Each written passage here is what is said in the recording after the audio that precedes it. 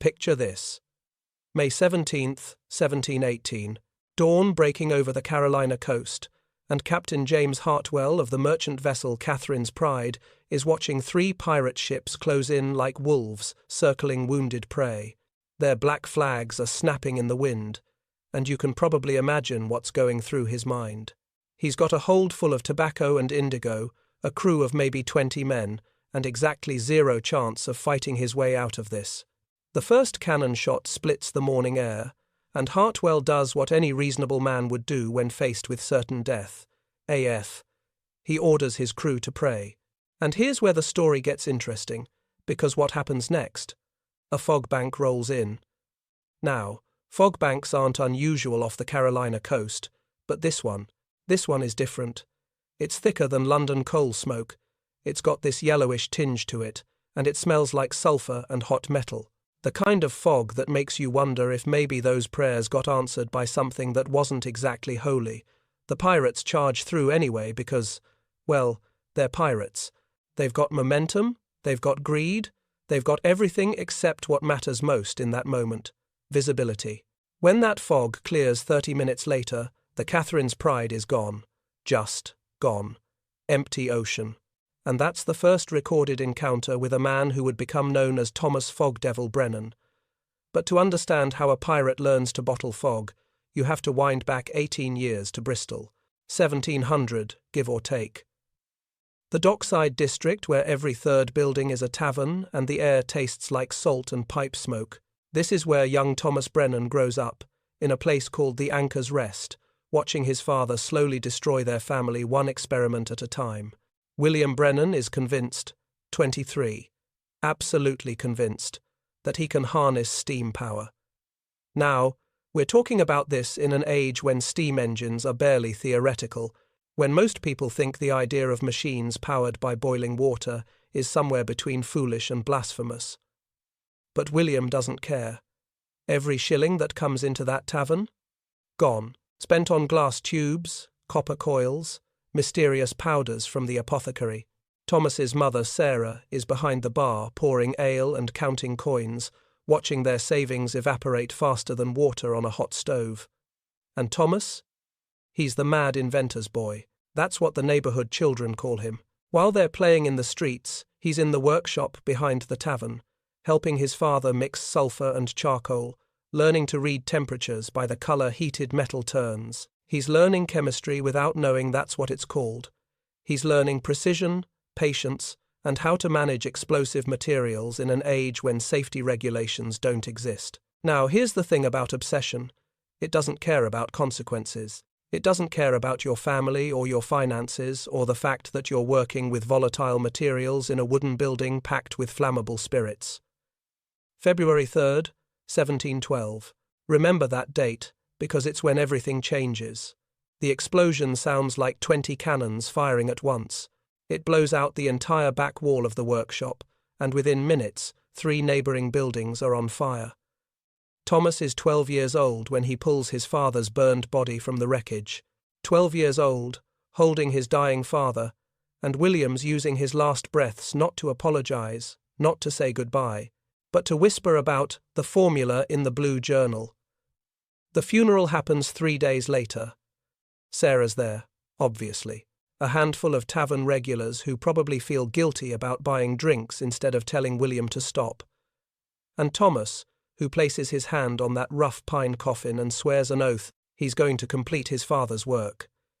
He doesn't understand what that means yet.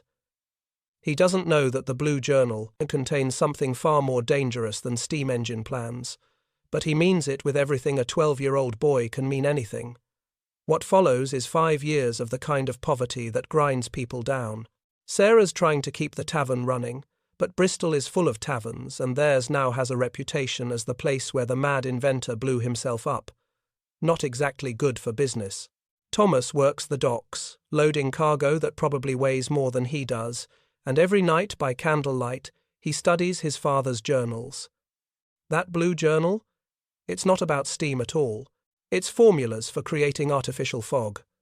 White phosphorus, sulfur compounds, zinc chloride. His father had been chasing the wrong dream, or maybe the right dream with the wrong application.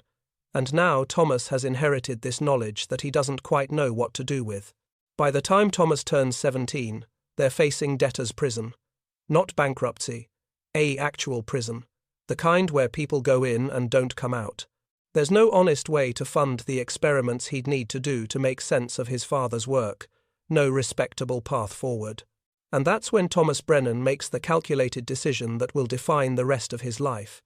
He signs articles with Captain Black Sam Bellamy's crew, becomes a pirate. He promises his mother, and you can imagine this scene, right? Sarah probably knows she's never going to see her son again, but what choice does either of them have? He promises he'll return in 2 years with enough gold to restore their fortune. To finish what his father started. To make the madness mean something. Standing on that dock in Bristol, watching his mother wave goodbye with tears streaming down her face, Thomas Brennan doesn't know he's about to invent a weapon that will terrorize the Atlantic for years. Doesn't know he'll become more feared than any pirate who ever lived. Doesn't know he's carrying in his sea chest the secret to making ships vanish into thin air. All he knows is that he's 17 years old, he's got his father's journal tucked against his chest, and he's sailing into a life of violence and crime, because sometimes desperation and genius mix together in ways that change history. The question is, what happens when a brilliant mind, trained in explosive chemistry, armed with formulas no one else understands, gets turned loose in the lawless world of piracy? Life aboard the Wider teaches Thomas Brennan things they don't teach in any school. 3 days out of port, he watches his first murder. A crew member gets caught stealing another man's share of tobacco, and Captain Black Sam Bellamy has him executed right there on deck. No trial, no debate, just pirate democracy with very sharp edges. Thomas realizes pretty quickly that this romantic notion people have about pirates being noble outlaws? Complete fiction. These are desperate, violent men operating in a world where the only law is whatever you can enforce with a cutlass. But here's the fascinating part. Between the raids, between the violence, Thomas is conducting experiments.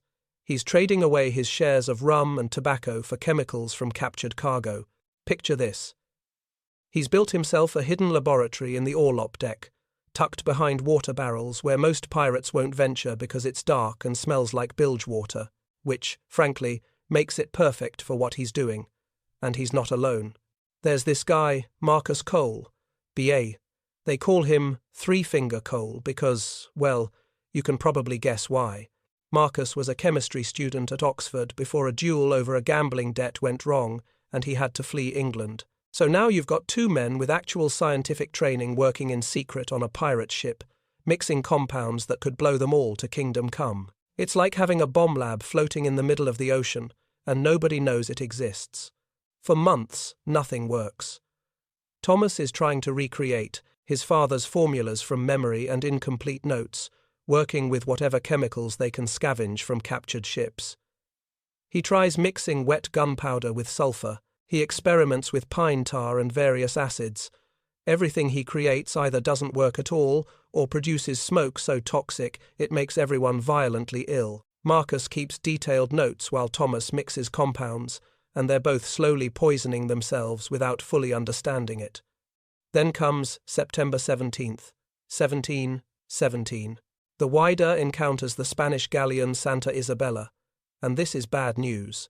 The Spanish ship outguns them 2-1, and she's got a crew of professional sailors who actually know what they're doing. Within the first exchange of cannon fire, the Wider takes hits below the waterline. They're taking on water, they're outmatched, and Black Sam Bellamy is screaming orders that nobody can hear over the sound of cannon fire. Thomas makes a split-second decision.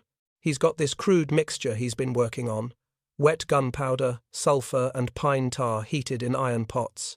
It's never worked properly in tests, but they're about to sink, so what does he have to lose? He lights it. All of it. Every batch he's made.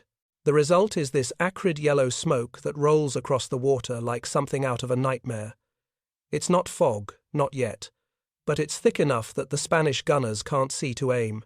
Problem is, it also makes everyone's eyes water like they've been cutting onions for an hour straight. The crews on both ships are coughing so hard they can barely breathe. But in that blind chaos, Black Sam orders the boarding action, and the pirates manage to take the Santa Isabella. They capture 30,000 pieces of 8. That's enough money to make everyone forget about the coughing and the burning eyes. Captain Bellamy, still choking on smoke but laughing like a madman, promotes Thomas to quartermaster right there on the blood-soaked deck of the Spanish ship. And Thomas realizes something crucial. He's onto something, but he needs better materials, better formulas, more precision. Fast forward to March 1718.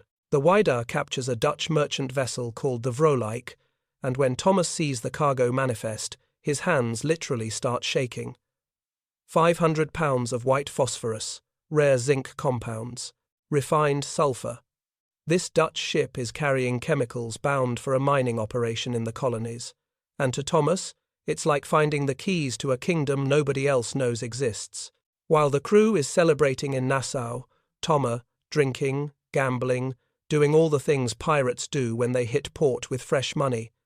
Thomas and Marcus are working in a hidden cove on Andros Island. They're mixing compounds in precise ratios, following formulas that Thomas's father never quite perfected. And this work? It's incredibly dangerous. Thomas nearly dies twice from phosphorus burns. The stuff ignites spontaneously in air, and one wrong move means you're on fire in a way that water won't put out. Marcus loses vision in one eye when a mixture splashes during a particularly violent chemical reaction. He's screaming.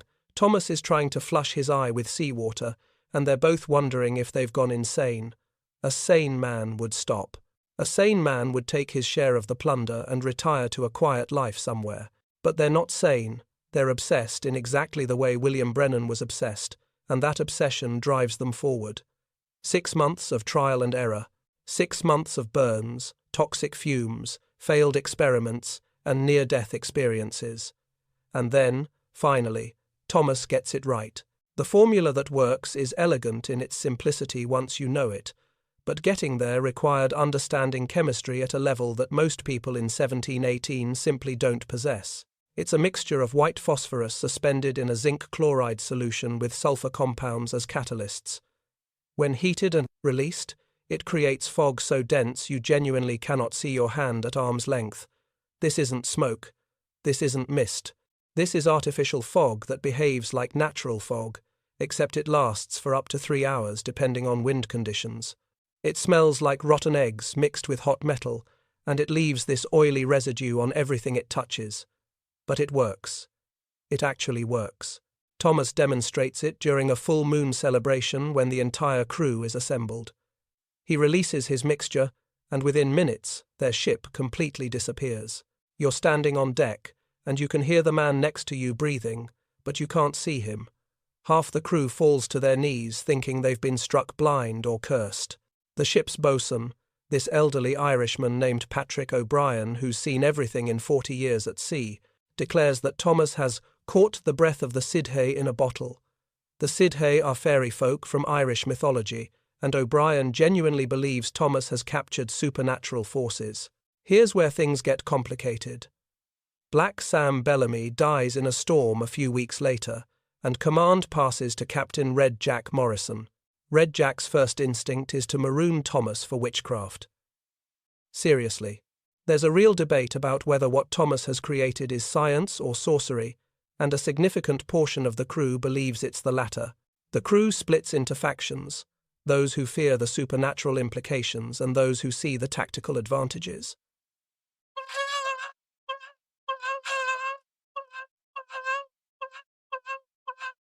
The debate ends abruptly when a British Navy squadron corners them near Bermuda. 3 frigates in formation, and there's no way to fight or outrun them. They're caught. It's over. Except Thomas releases his fog, and suddenly the entire world goes blind. In the chaos, you can hear British officers shouting contradictory orders. Hard to starboard. No, port, port. Fire. Don't fire. That's the Hastings. The pirates, who've trained for this, use drums and whistles to coordinate. They slip between 2 frigates so close that the crews can literally hear each other breathing.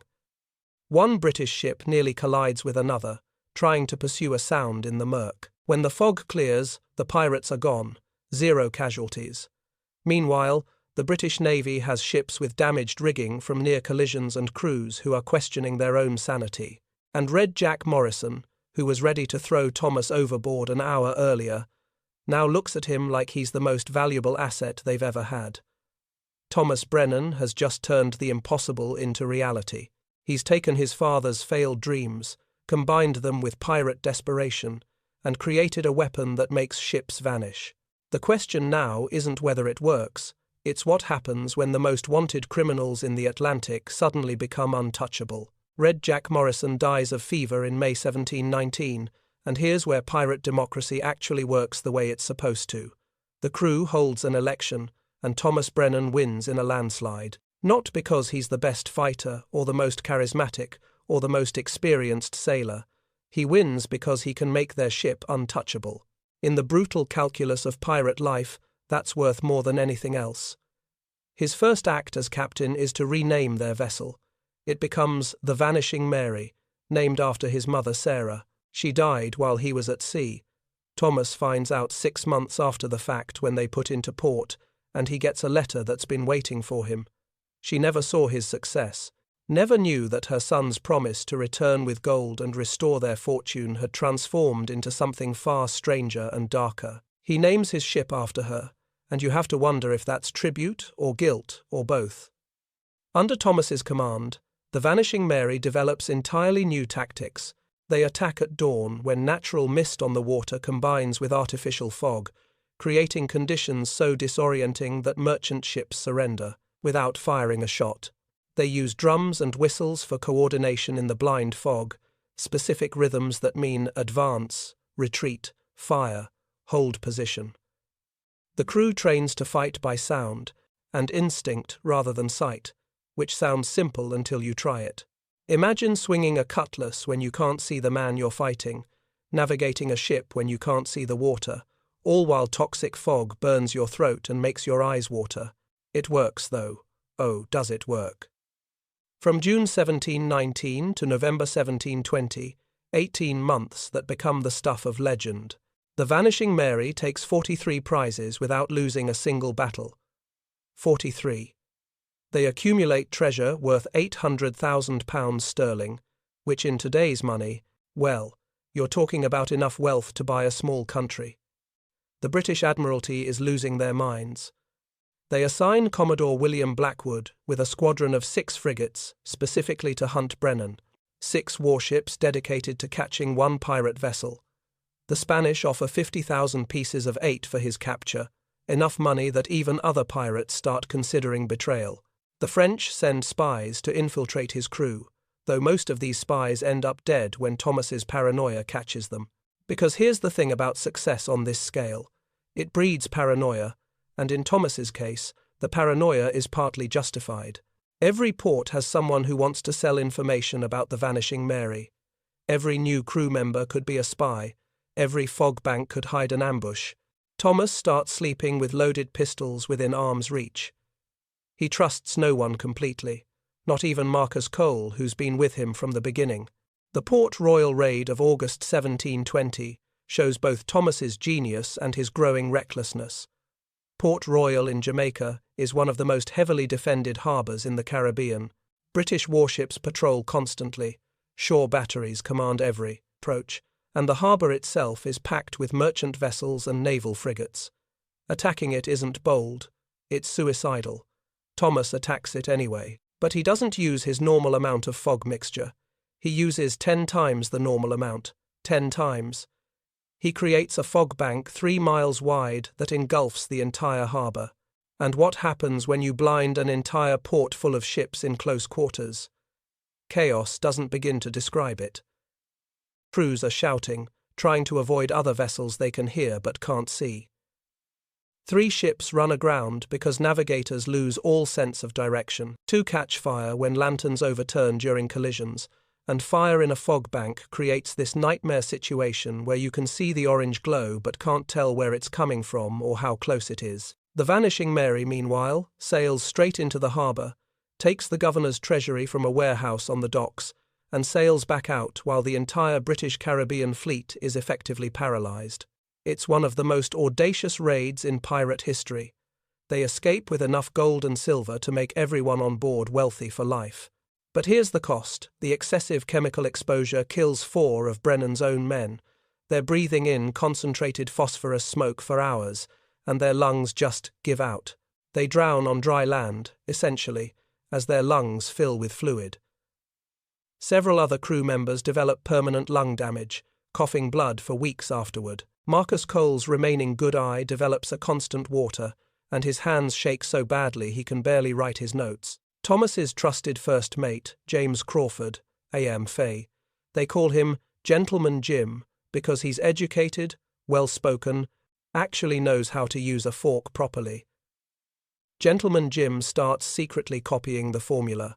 He's watching men die from chemical exposure, watching Thomas become more paranoid and ruthless, and he's making calculations about survival. He begins keeping duplicate notes of every formula, every procedure, every detail of how the fog mixture works. The human cost keeps accumulating. Thomas executes 3 crew members suspected of spying. Maybe they were spies. Maybe they weren't. The point is that Thomas has reached a place where he'd rather kill potentially innocent men than risk betrayal. The men who work mixing the fog compounds develop trembling hands and their eyes turn yellow from chemical exposure. They're slowly dying, and everyone knows it, but the money keeps flowing. The navigator, William Turner, goes mad, genuinely mad.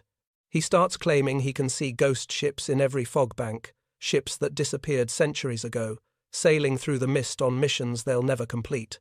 At first, people think he's joking or drunk, but then he throws himself overboard one night, screaming about dead men beckoning him into the fog. They find his body 3 days later, washed up on a beach, and nobody wants to talk about what that means. The crew fragments. You've got those who are intoxicated by their invincibility. They've never lost a battle. They're richer than they ever dreamed. They're untouchable. Tixtatu. And then you've got those who fear they're cursed. Letters found later reveal men writing final messages home, convinced they're sailing with a demon who will eventually drag them all to hell. One letter, never sent, reads, "We sail in fog of our own making, and I fear we shall never find our way clear of it." Through all of this, Thomas keeps winning. Every battle, every engagement, every encounter with naval forces ends with the Vanishing Mary vanishing. He's become so famous that merchants surrender the moment they see his flag. Some don't even wait for the fog, they just strike their colours and hope for mercy. But empires don't tolerate embarrassment forever. The British Admiralty has lost face, lost ships, lost millions in cargo.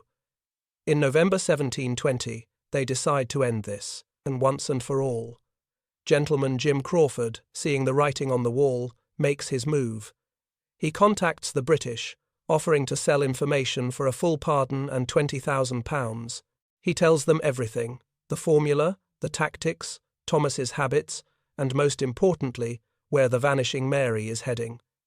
The British coordinate an operation involving 30 warships. 30. Admiral Sir Charles Wager personally commands, and he's a veteran of decades of naval warfare. They're going to trap the Vanishing Mary in Deadman's Cove, Jamaica, a narrow inlet with high cliffs on 3 sides and only one exit to open ocean. Wager positions his ships in a semicircle with overlapping fields of fire. And here's the clever part. He puts musicians on each vessel with orders to keep playing no matter what. If fog appears, the ships can maintain position by sound. Thomas sails into the cove at dawn on November 15th, 1720. He's expecting to find a Spanish merchant convoy based on intelligence that turns out to be false. Instead, he finds 30 British warships waiting for him. The trap is perfect. There's no way out. No clever tactic can overcome these odds. He's caught, and he knows it. So Thomas Brennan makes one final desperate decision. He orders his crew to release every remaining bit of fog mixture they have. All of it. Every compound, every formula, every last ounce of chemical. And what happens next becomes the most disputed event in pirate history. A story that people will argue about for centuries, trying to separate fact from legend, reality from myth. The fog that rises from Deadman's Cove on November 15th, 1720, is unlike anything anyone has ever seen. It goes up 500 feet into the air, visible from Kingston 20 miles away. Witnesses describe it as glowing pale yellow in the morning sun, this massive column of chemical fog that looks like a pillar connecting the ocean to the sky. People in Kingston think a volcano has erupted. Others think it's the end of the world. For 6 hours, the cove fills with fog so dense that sailors cannot see the decks of their own ships. Admiral Wager's plan to use musicians for coordination falls apart immediately, because sound behaves strangely. In that chemical soup, you hear drums from the wrong direction. Voices seem to come from everywhere and nowhere. Distance becomes impossible to judge. The British ships start firing their cannons, but they're shooting blind.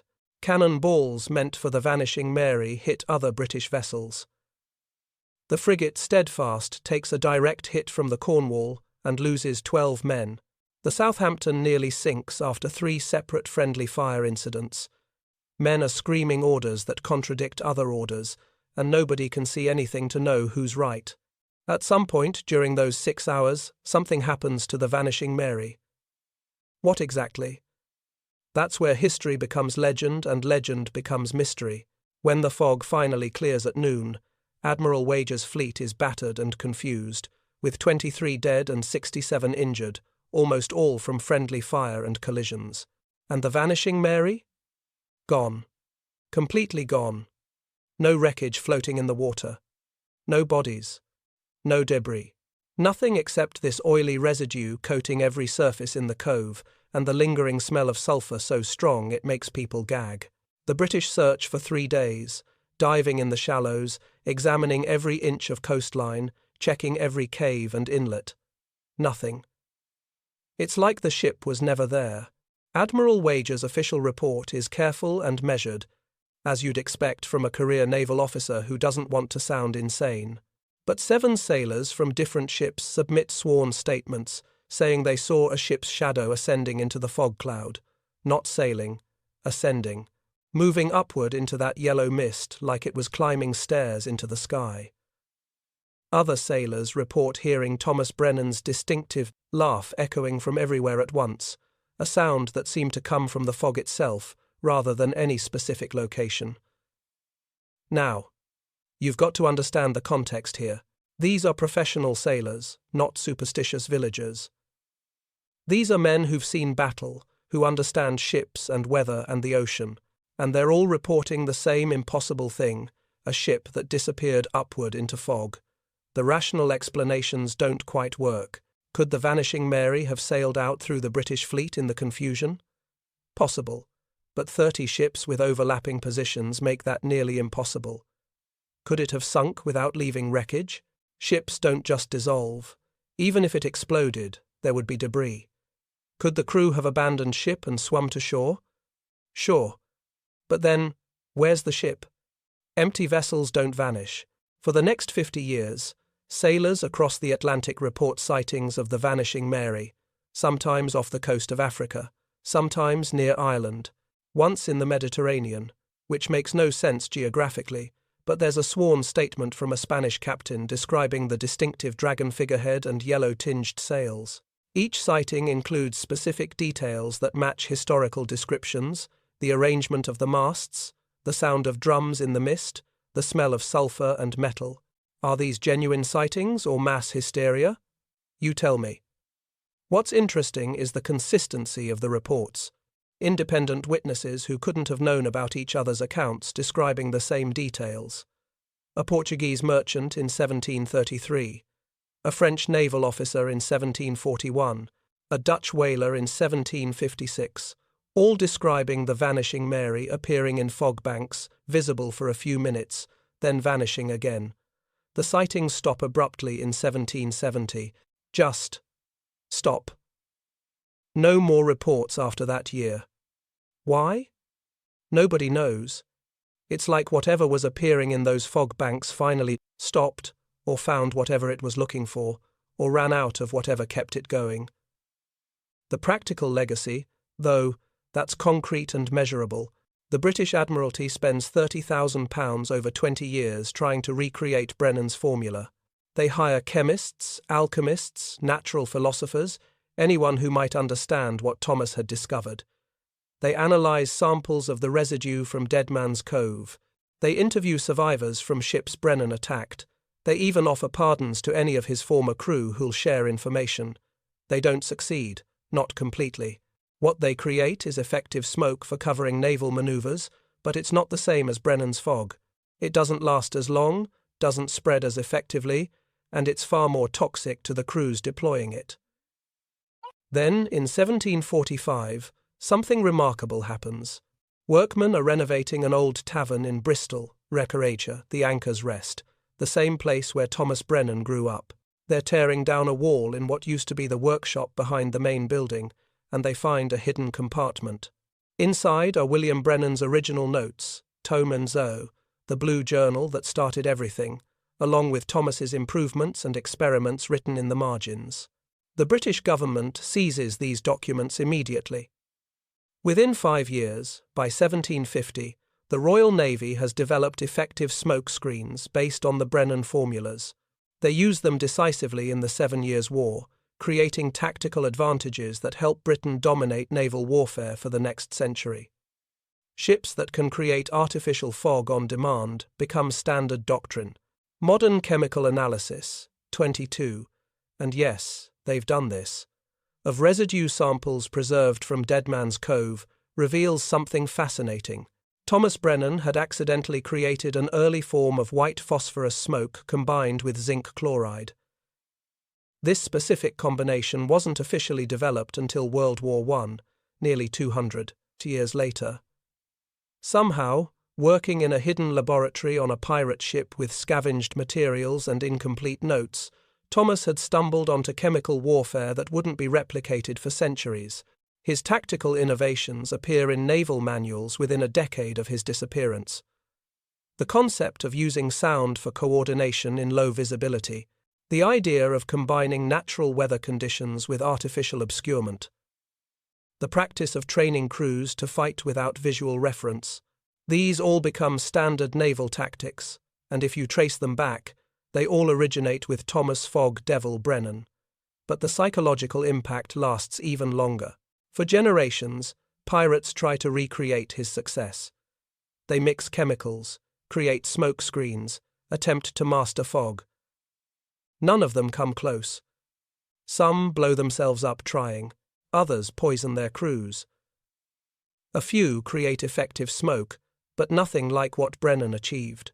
The Fog Devil remains unique, one brilliant, desperate man who turned his father's failed dream into the most feared weapon on the seas. And then there's the eternal question that keeps historians up at night. What actually happened in Dead Man's Cove? Did the Vanishing Mary sink? Did it escape? Did something else occur that we simply don't have the framework to understand? When you release that much concentrated chemical fog in a confined space, we're talking about quantities that would be considered dangerous, even by modern standards. What happens? Could there have been effects we don't anticipate? Thomas Brennan vanished into the very element he commanded, leaving behind only stories, chemical stains, and questions nobody can definitively answer. His mother died never knowing if her son kept his promise. His father's dream of revolutionizing the world came true in the strangest, darkest way possible. And somewhere in the Atlantic, maybe in fog banks that still form on quiet mornings, sailors swear they sometimes catch the smell of sulfur and hot metal, hear drums beating patterns nobody uses anymore, see shadows that look like a ship that shouldn't exist. The Fog Devil made himself untouchable, and in the end, perhaps he became something more than a man or a pirate or an inventor. He became a legend that refuses to die, sailing forever through the mist between history and myth, between what we know happened and what we'll never be able to prove.